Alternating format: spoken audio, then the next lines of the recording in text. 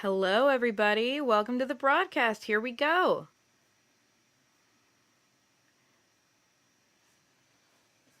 Get my banners up. If you're in the chat, say hello. Hi, Judith. How are you?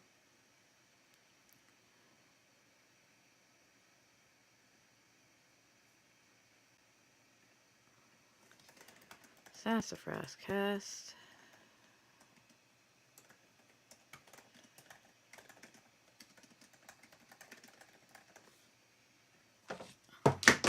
Cool. Dropping my phone on the floor. That's fine. Everything's great. I'm great at this. All right. Are we ready? I'm ready. Let's go. Oh, there's magic coming. Oh, there's magic coming. Oh, there's magic coming. Where you gonna be tonight? Oh, there's magic coming. Oh, there's magic coming. Oh, there's magic coming. Get ready for the rest of your life.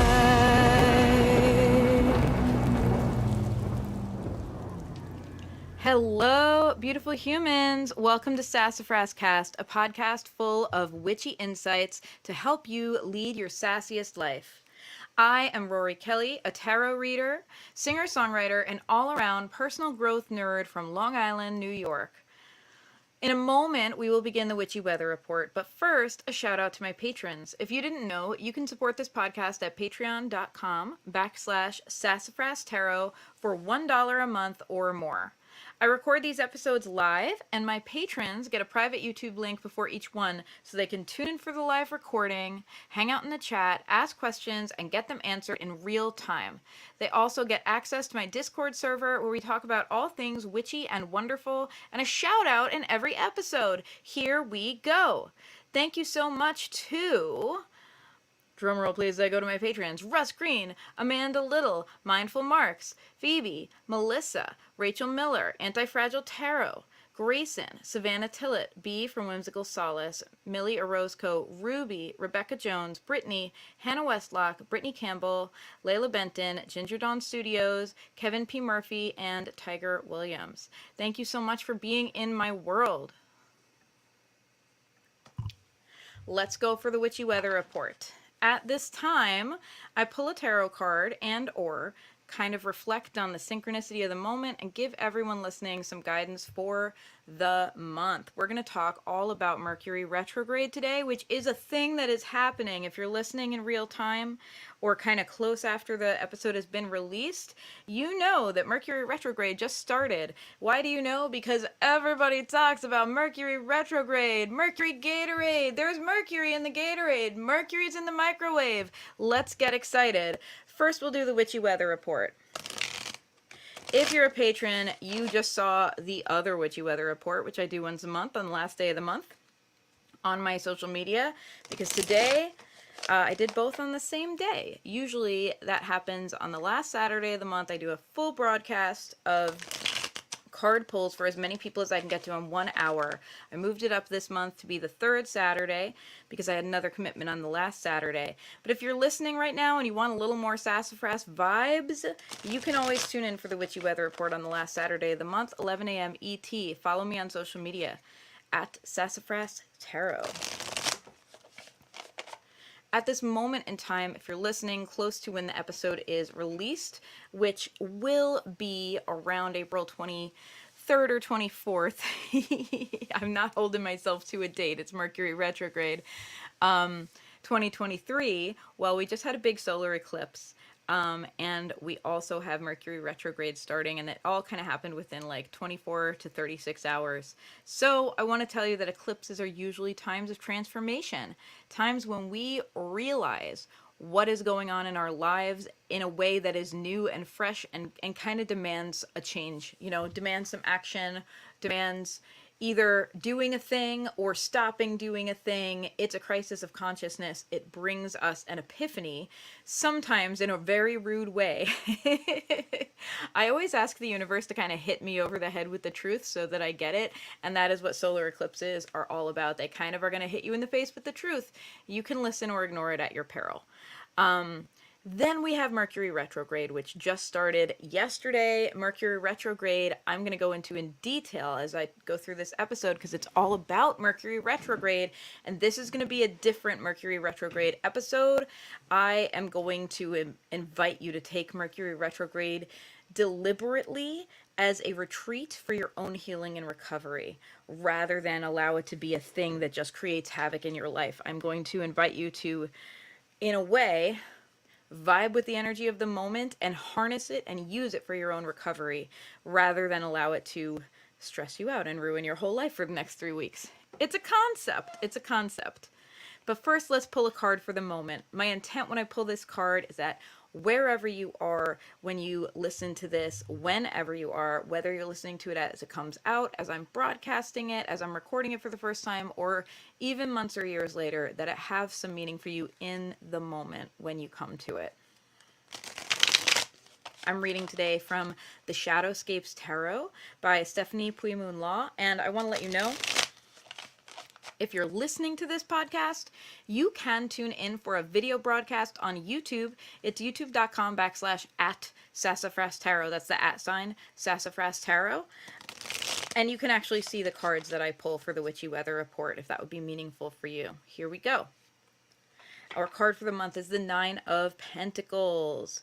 Let's talk about being self-possessed, because that is the vibe with the 9 of Pentacles. It's being self-possessed. It's loving ourselves and showing up for our growth and our healing in the most practical day-to-day way. It is about giving ourselves love and tenderness as we enter into Taurus season. Again, here, if you're listening close to the release date of the show, Taurus is all about practical self-care. It is about bubble bath self-care, but it's also about doctor appointment self-care, right? It's about the things that take care of our soft, squishy human body, as well as our mental health, as well as those kind of refreshers, right? Taurus likes to work, likes to play, like to rest. Taurus likes to sink in and live each moment deeply. And that's what we are being asked to do at this time with the 9 of Pentacles. We are being asked to love the life we have built for ourselves. And if it doesn't feel lovey, we are being asked to ask what we can do and address that. And if our day-to-day life doesn't feel sustaining, if it doesn't feel like it replenishes us, if it instead feels like it depletes us, we are being asked what big or small changes we can make to get that in alignment, because our daily life is meant to be a beautiful, sacred home for our souls. We are meant to experience life as a rejuvenating experience, not that we never do things that are hard, but that we do things that are hard and we replenish ourselves, and that the hard things that we do have meaning for us and overall add to our joy in life. I know that can feel out of reach, but I'm asking you to tap into that energy right now. Maybe there are changes in your day-to-day that you may want to make that will make you feel better about going to bed each day, that will make you go to bed with a sense of satisfaction. Also, I want you to look around at what you've created for yourself in life and ask yourself how you can take better advantage of it. Did you give yourself a beautiful home, but you feel like you're never there except for to shower and sleep? Maybe you could spend a little more time just enjoying your home. Did you create for yourself a situation where you're following a career that really is meaningful to you, but you're so stressed all the time trying to keep up that you're not really enjoying it? Maybe it's time to just breathe and spend some time in the moment to remember what it feels like to do what you love. Whatever you've created in your life, even small things, it's time to enjoy them and show some gratitude, not just to the universe, but to yourself for all the hard work you have put in to make your life better. All right, we're going to start the episode in just one moment, but first, I'm going to take a sip of water. Hydration checkpoint, kiddos. That's my water. I'm wiggling my water by the mic. Hydration checkpoint, everybody. If you're playing my hydration game, you can hydrate when I hydrate, and then we'll all be hydrated like happy little houseplants.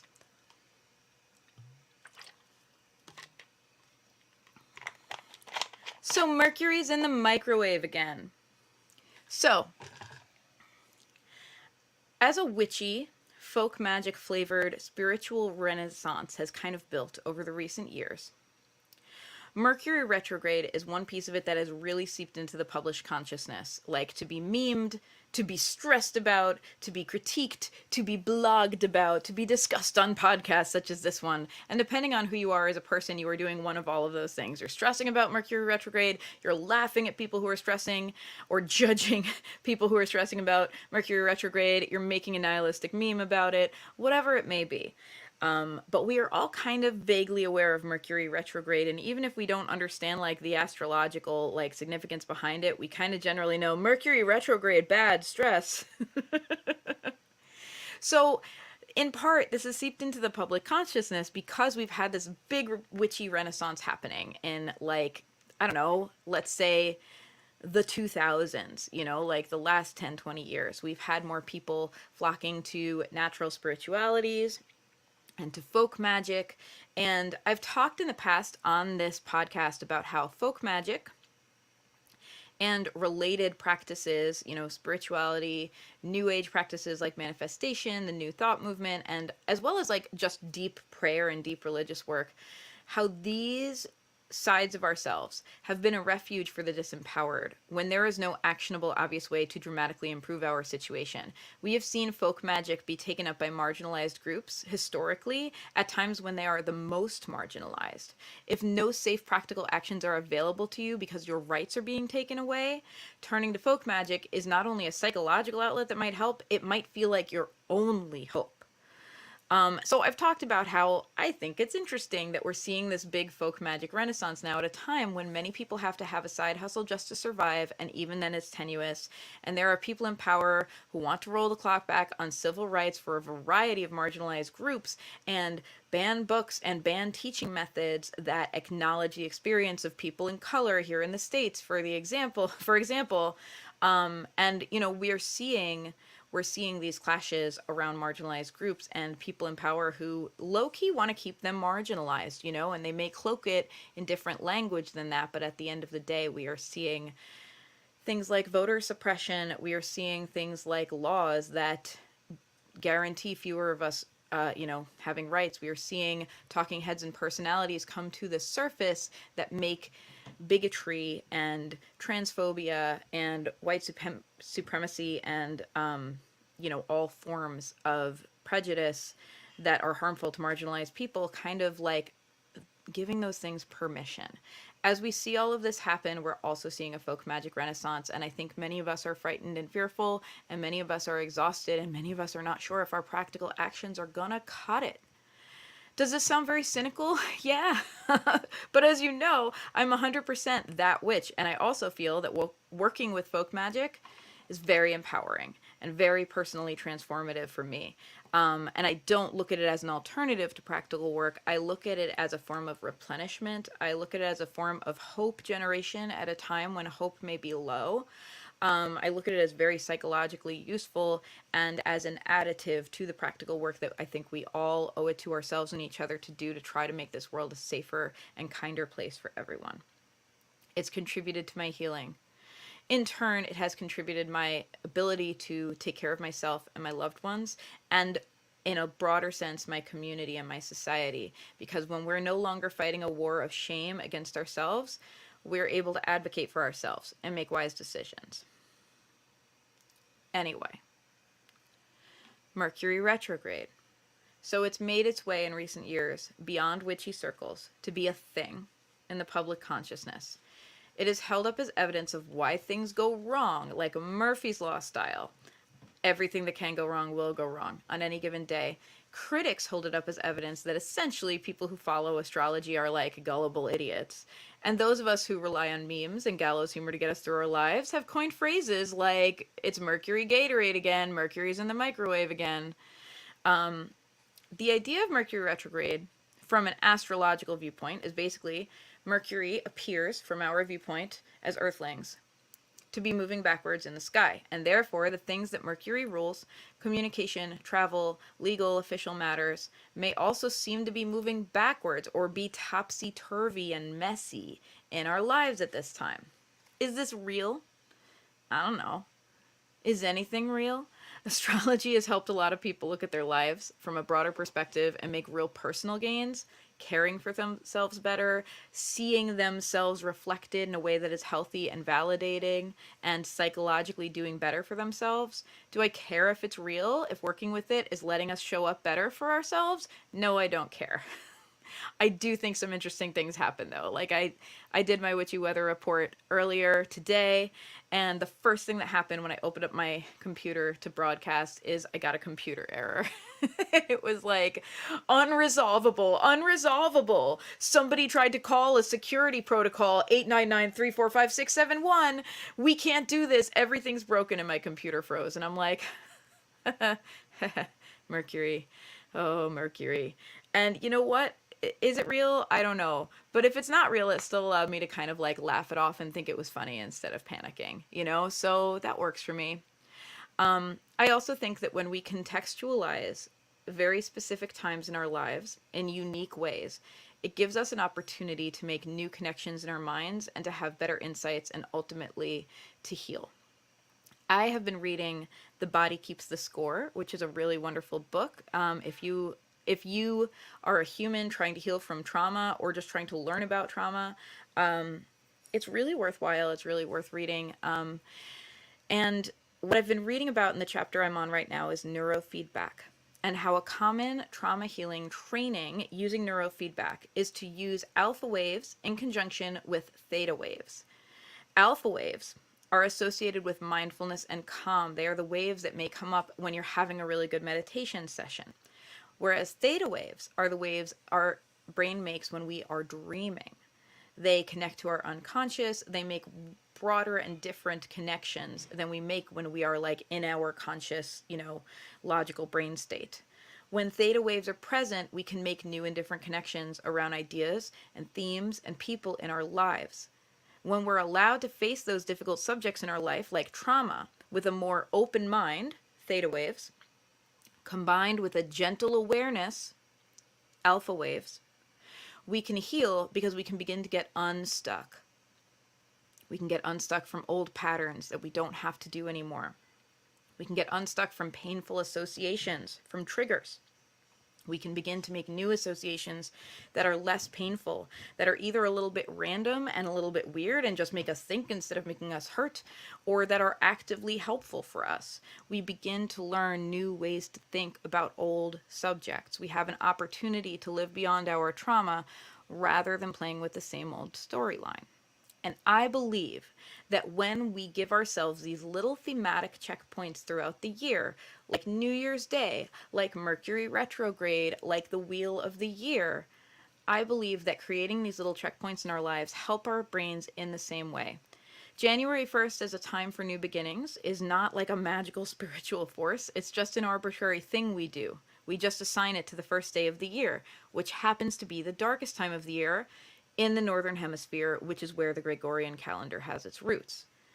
This is a time, maybe it's not that arbitrary, because this is a time when we, as people, are most likely to be fearful and suffering. We are squishy. We are warm-blooded creatures who use plants as a food source, and we also get depressed when we don't get enough sun. And when it has been winter for a while, and we are seeing much less sun, and our plants won't grow because it's cold, and also we're cold, what a blessing to stick a mindset of like, new beginnings, new year, new you got this, babe, right in the middle of that very depressing time, giving ourselves a break, giving ourselves an opportunity to look at the world in a different way, giving us hope when we need it most. Now about Mercury retrograde, is it real? Is astrology real? I don't care. I just think it can help, so I'm down with it. But we hate Mercury retrograde. Like, we like New Year's. It's a good vibe, but Mercury retrograde is a stressful vibe. Why do we think it's helpful? Here's why I think it's helpful. Also, I want to take us back a moment about how folk magic is having this moment right when societally, a lot of us feel very disempowered. I have to reflect as well on our current culture of workaholism, productivity centering, like productivity above all else, hustle culture. And I think all of us suffer from it. I think burnout is a buzzword for a reason because a lot of us are feeling it, and a lot of us also don't have a choice. A lot of us feel like we don't have a choice but to be burned out in order to get our basic needs met. For some of us, a side hustle isn't a fun hobby. It's like we got to do it because we got to just like live with inflation and all the things happening in the world. I think it's interesting that the big witchy boogeyman that has come to the surface of our collective consciousness at this time is Mercury retrograde, a phenomenon that makes it hard to get work done, that makes us feel like we're moving backwards instead of being productive, that makes us feel like we have to slow down when we spend our lives feeling so rushed and so afraid of falling behind. It's almost like society as a whole is doing shadow work around the compulsion to be constantly productive. Somebody had to say it. So, question. What if we allow Mercury retrograde to be our built-in recovery retreat from workaholism and hustle culture? What if we do Mercury retrograde on purpose? What if we think about how Mercury retrograde lets us or makes us slow down because it throws obstacles and glitches and weirdness in our way? What if we think about how Mercury retrograde brings in our faces the parts of our day-to-day life that are unstable, because when one little thing goes wrong, there's a domino effect and all the little things go wrong and you're like, oh, all the little things I meant to get to, they're all going wrong. What if we allowed ourselves, instead of pushing through and still not getting to those little things because we just have to solve the big problem, what if we allowed ourselves to be like, all right, let's cancel our plans and just fix this so that our whole life works better? What if we let ourselves, when travel breaks down and we can't get to where we're supposed to go, what if we give ourselves that afternoon to just take friggin' care of ourselves instead of try to get more things done? What if we use Mercury retrograde as a on-purpose retreat? What if we use Mercury retrograde to recover?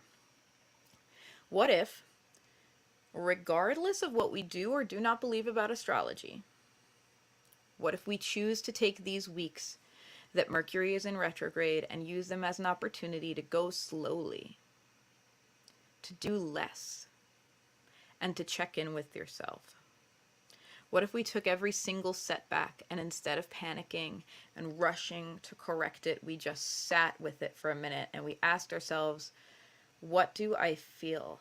What does my body feel? Is there anything to learn here? This current Mercury retrograde, as I record this podcast, is April 21st through May 14th, 2023. That's about 3 weeks. It's almost exactly 3 weeks. Will you go on a 3-week mindfulness retreat with me? Just as an experiment. Like, you don't have to believe anything. You don't have to believe in anything special.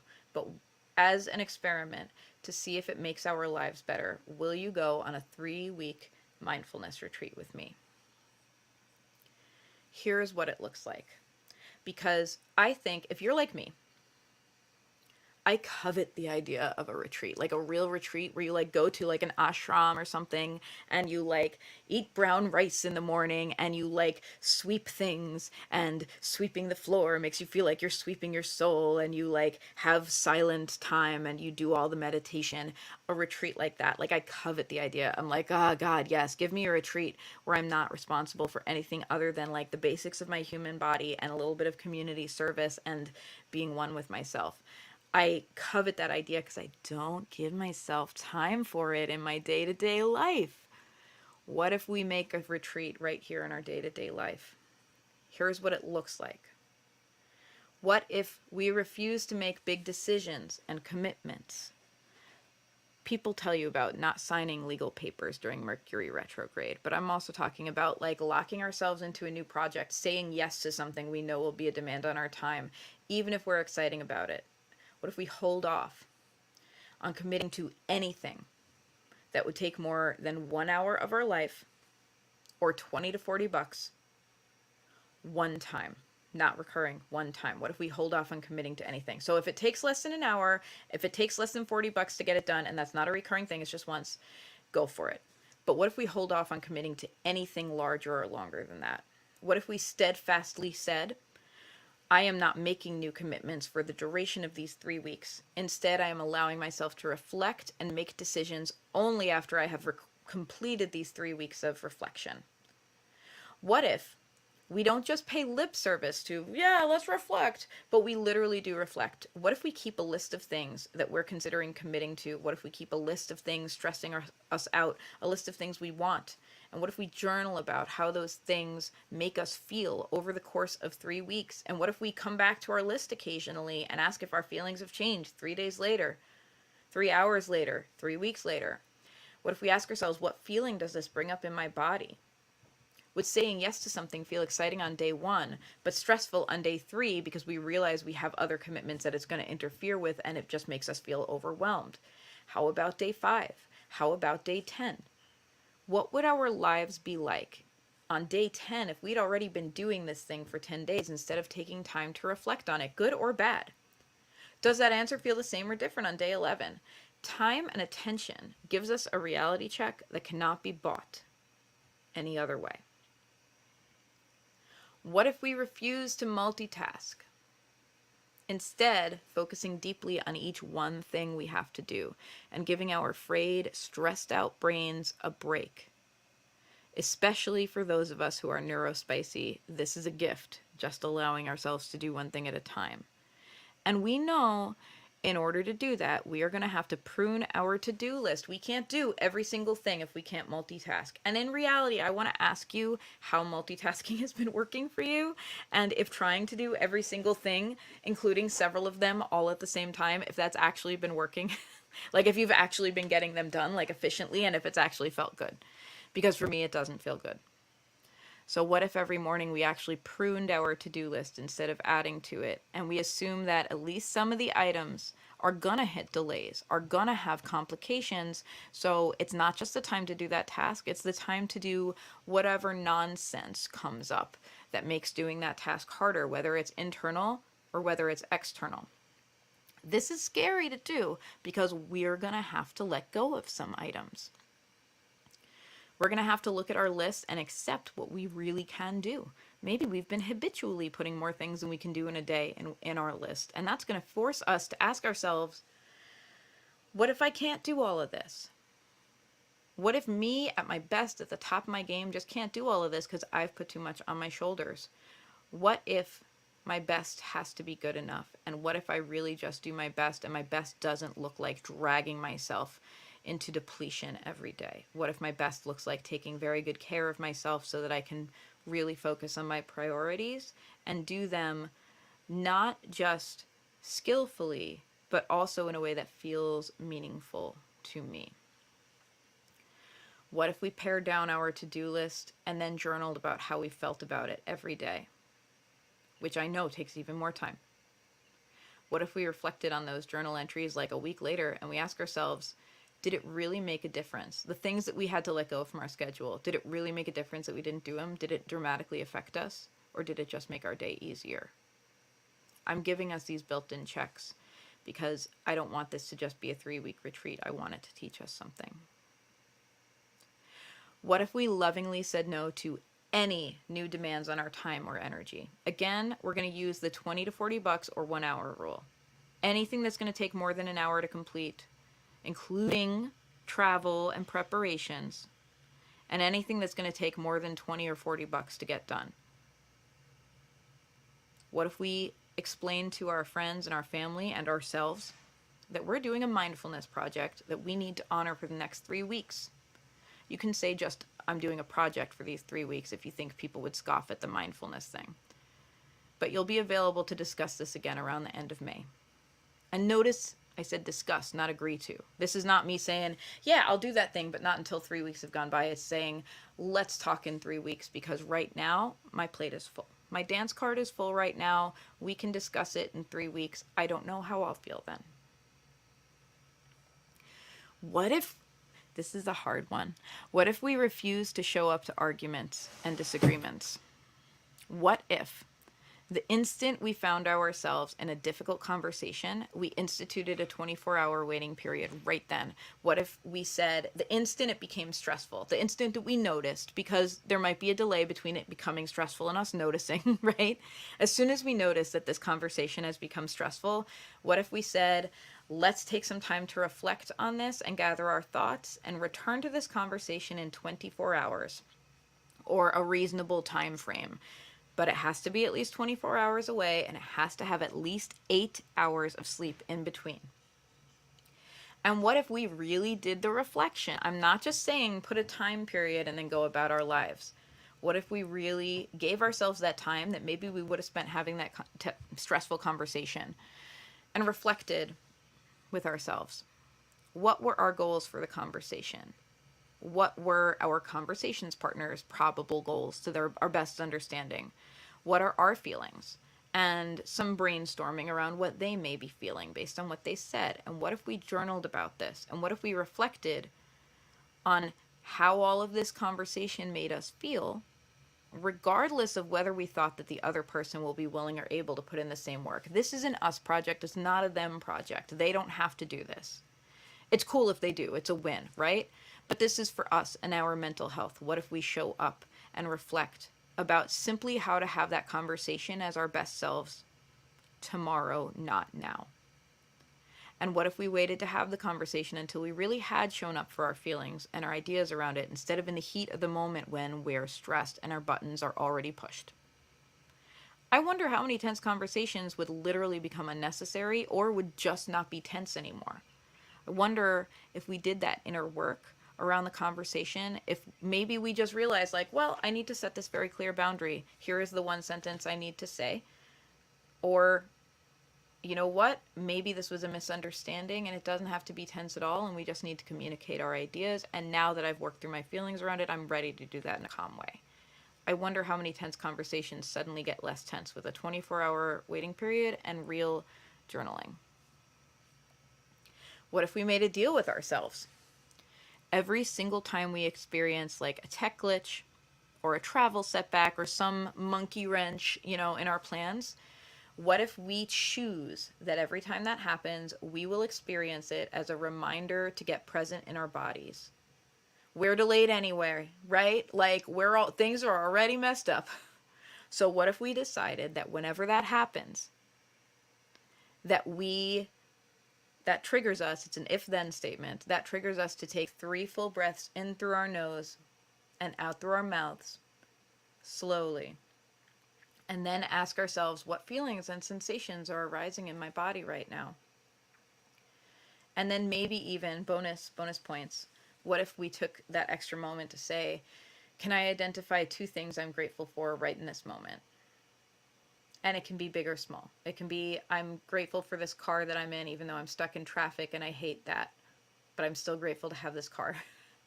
Or I'm grateful that I can smell the honeysuckle on the side of the road right now. What if we identified 2 things that we were grateful for and sank into our sensations and feelings for a moment? Because we're already delayed. So what's a few minutes more just to be nice to ourselves? Delays and glitches also sometimes resolve themselves within a few minutes. So it might be that you taking those couple minutes to just like have a meditative mindful moment with yourself solves the problem. And when you come back from your little moment, it's fine and you get to just keep going instead of stressing and panicking completely needlessly for those couple of minutes. But we still have to do everything, right? Like we have to still work. Like it's not a real retreat. We're not in an ashram where we can just eat brown rice and sweep the floor and sweep our minds. Like how can we do this, right? Like I think the question that comes up for a lot of people is like, okay, yeah, I'm supposed to be all mindful. I'm supposed to journal about apparently everything. I'm supposed to take all these breaks, but I don't have a choice. I have to work for a living. I have a lot of commitments, right? I have so many things I have to get done, and taking more time makes me feel more stressed, not less. So I want to say, maybe that's true. Maybe no. I know that most of us don't have a choice but to work for a living. I don't. I know most of us have a lot of commitments. I do. But I do remember having this series of thoughts before I committed myself to getting 8 hours of sleep a night. I get 8 hours of sleep a night, and I have done so religiously since my 20s. I'm 38 now, so for like a long time. Not all of my 20s. It was like my mid to late 20s, so at least a decade. That doesn't mean every single night forever I get 8 hours, but it means that if I don't get 8 hours, then the next night I give myself extra. And I do this as someone who has often been working two jobs at once in those over those 10 years, often more than full time at least one of them, and who has had a lot on her plate and who has a weird schedule, like in terms of like I can't always have the same sleep hours every night, but I've committed to doing this 8 hours of sleep a night. And before I did, I had this refrain. I have work to do. I can't take that time. I have too much to do. I can't afford it. I can't afford 8 hours of sleep. But you guys, I was a stressed out, miserable zombie. And I honestly was telling myself, as if this made sense, that my body's squishy human need for sleep was something I could like negotiate away to accommodate my workaholism.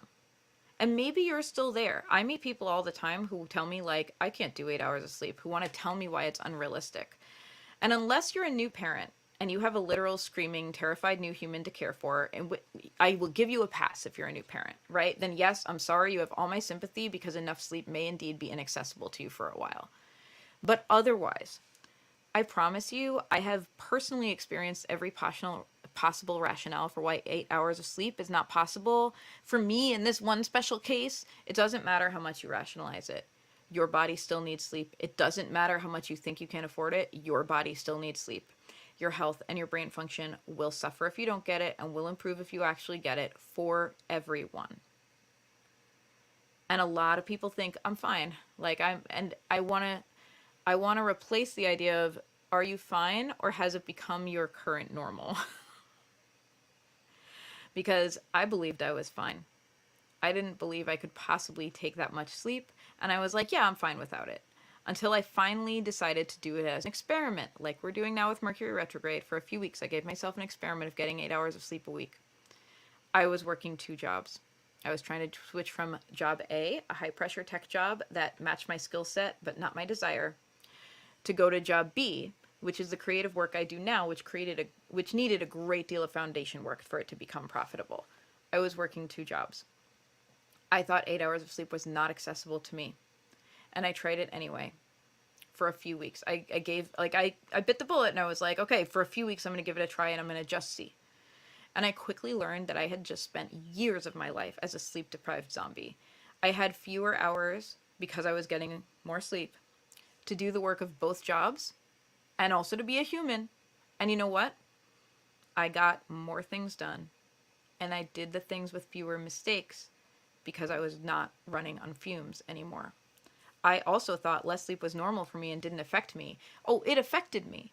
I was just used to it affecting me. It's like how if you've been on a certain medication for a long time, you cease to feel the side effects of the medication. It just becomes your normal.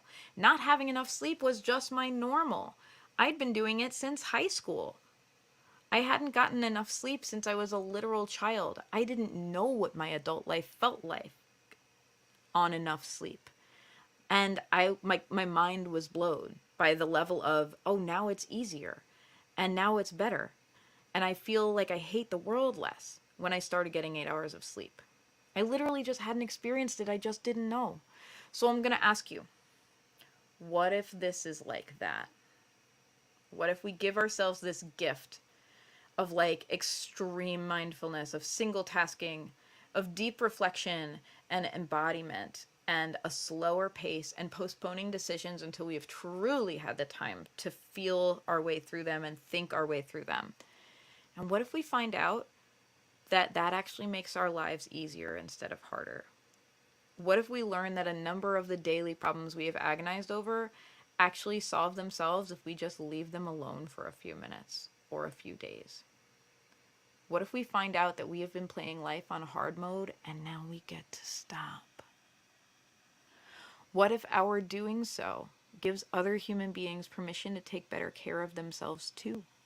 What if one moment at a time we all just start being a little kinder to ourselves, and we find out that life also feels kinder when we do this. I'm going to give it a shot.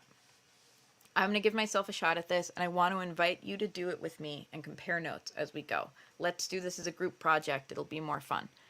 And we also get to rant. We also get to complain. It's okay. We're going to create a safe space amongst ourselves. So if you're a patron, I'm going to make a channel for this in our Discord. I've actually already made it. It's called Mercury Retrograde Mindfulness Party. If you are not a patron, I'm also going to schedule a few posts on my Facebook and Instagram accounts under Sassafras Tarot. So find me on Facebook and Instagram. You will find the posts. I'm going to schedule the first one for the day this podcast gets released, and I'll make a couple more because we're doing this over 3 weeks. It's really just going to be 3 posts because I'm holding myself accountable. Scheduling 3 posts and making one channel on Discord will be less than 1 hour of my life, so I'm willing to commit to it. I thought about doing like, I'm going to make TikTok things, I'm going to make reels, I'm going to do all this stuff and talk about it. And I was like, Rorie, that's more than 1 hour of time investment.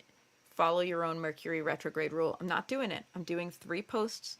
On those posts, I'm going to invite you to check in and share how things are going with you. Rant, rave, talk about what's stressful and what's challenging you, talk about insights you're having, talk about feelings that are coming up for you. These posts are going to be your safe space to just share and also see other people's experiences and realize how deeply normal your own stressful experiences are. So we can begin to feel in community instead of alone in our suffering. So I'm keeping this simple, but go follow me on social media. Look for these three posts. I'm going to do 1 per week. Find it, I'll pin it, and you can be a part of this healing. I'm holding myself accountable to this practice, so I will be posting and sharing too.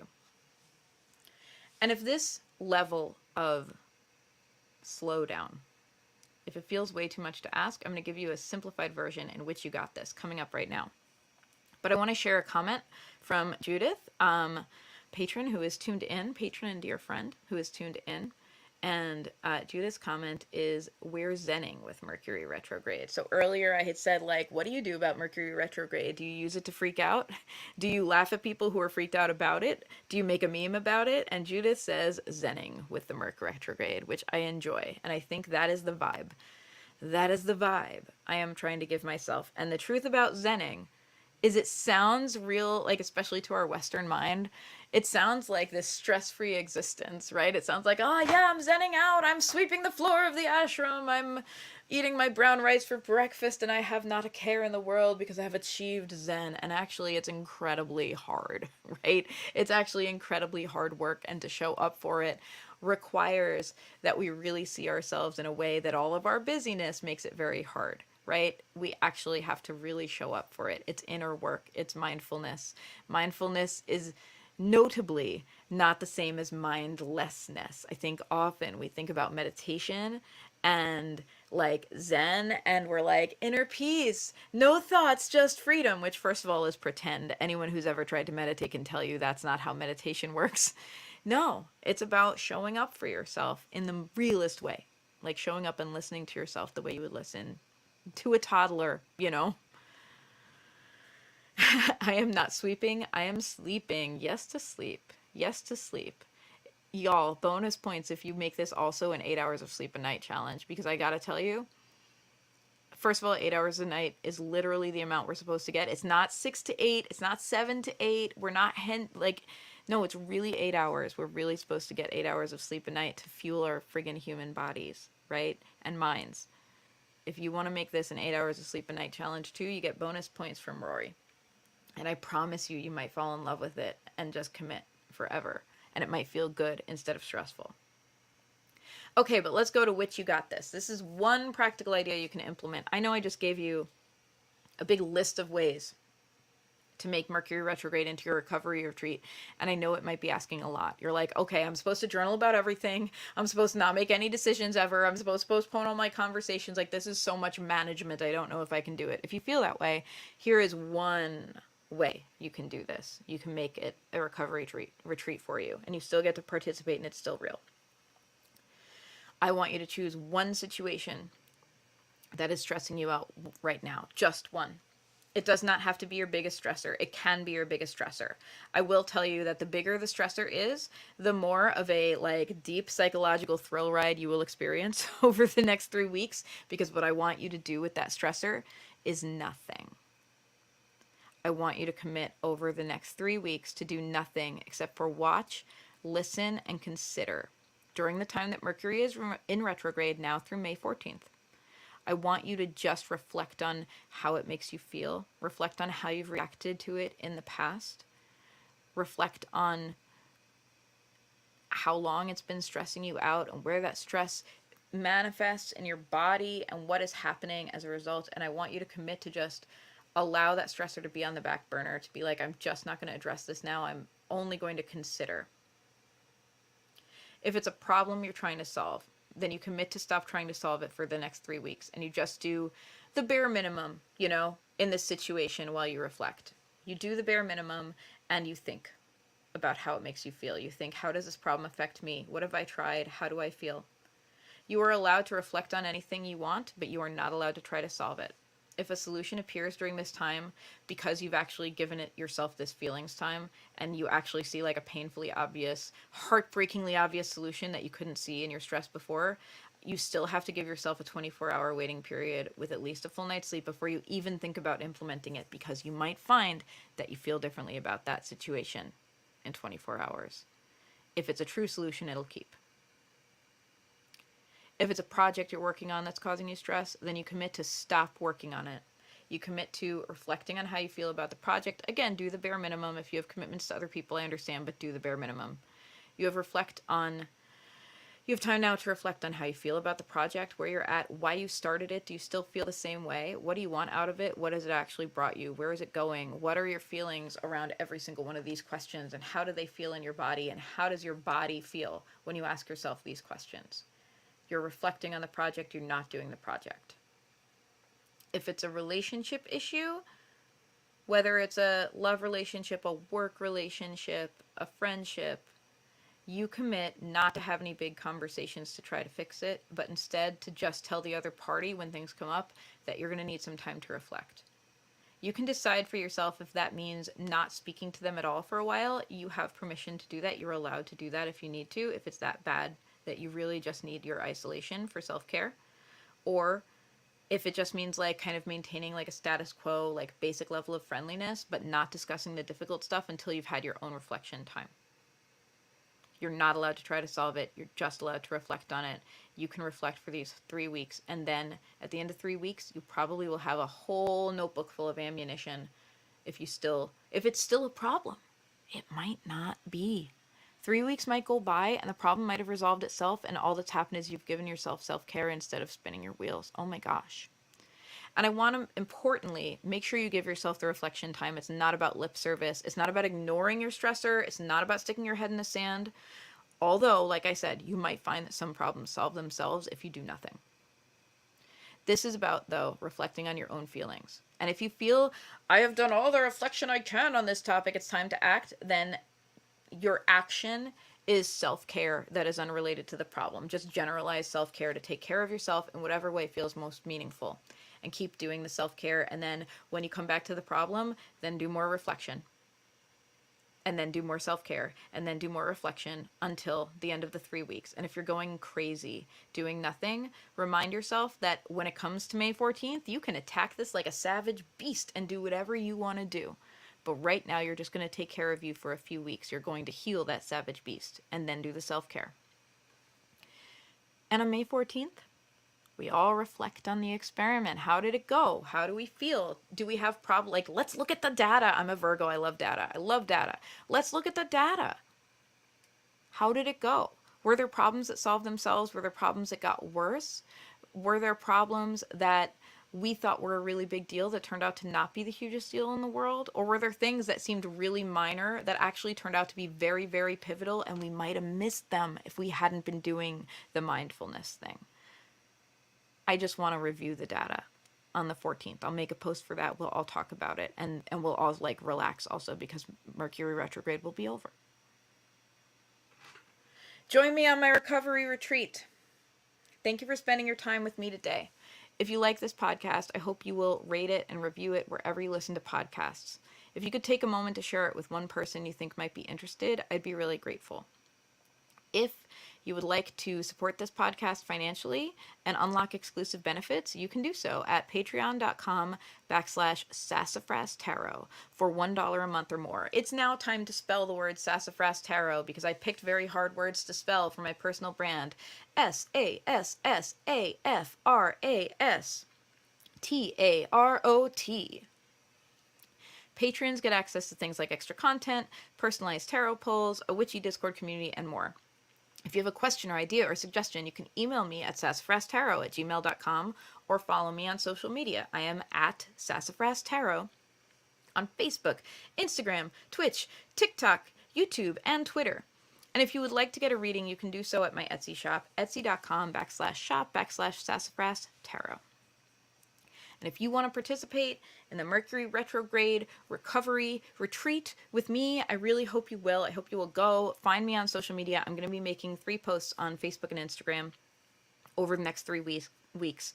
Find the first one, check in, introduce yourself, let me know how you're participating in the retreat. If there's a stressor that you're committing to not do anything about, if you're doing the big full mindfulness vibes, and use that post, like bookmark it and come back and use it like your diary and share what's going on with you and support other people who are going through the same nonsense. We will find community. It will be easier for us.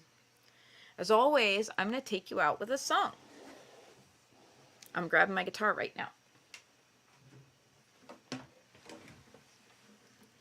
I'm going to do a little tune-up, and while I do a little tune-up, I will tell you about this song. This is what I do in my main life. I'm a singer-songwriter. My name is Rorie Kelly. I'm going to play a song for you called Liminal Spaces, which I wrote during quarantine, which was a very big liminal space, as is Mercury Retrograde, and that's why I have chosen it. Let's use this liminal space to give ourselves real retreat and real recovery.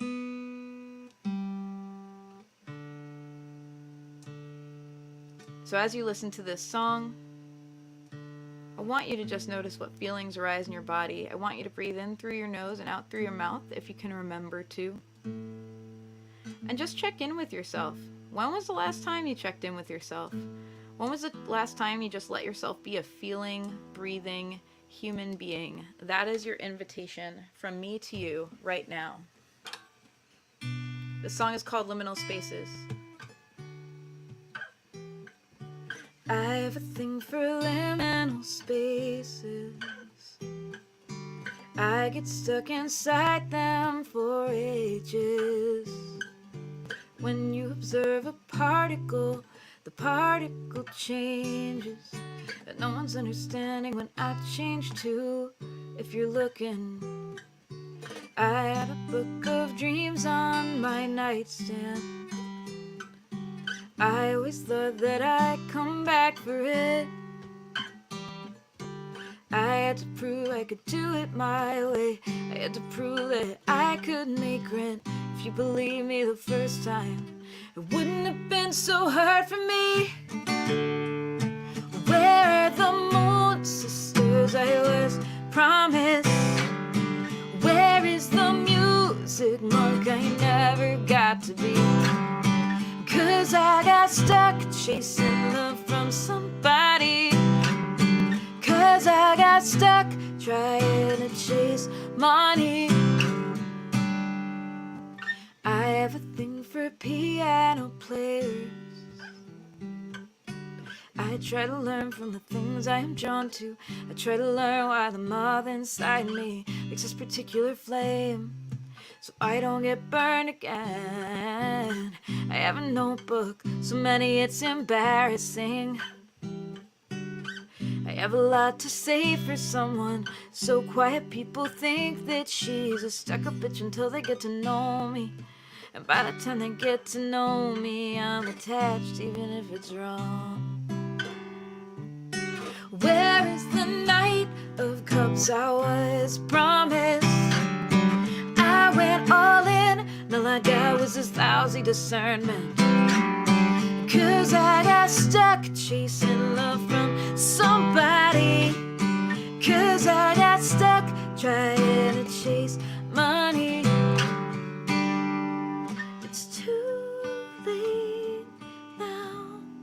You can never take it back.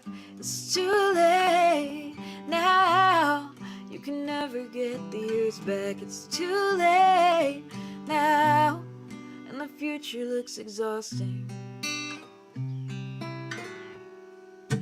Where are the good-hearted people? I feel myself changing into something I don't like, 'cause I got stuck chasing love from somebody, 'cause I got stuck trying to chase money. I have a thing for liminal spaces. I get stuck inside them for ages. When you observe a particle, the particle changes. I can barely understand the particle that I have become.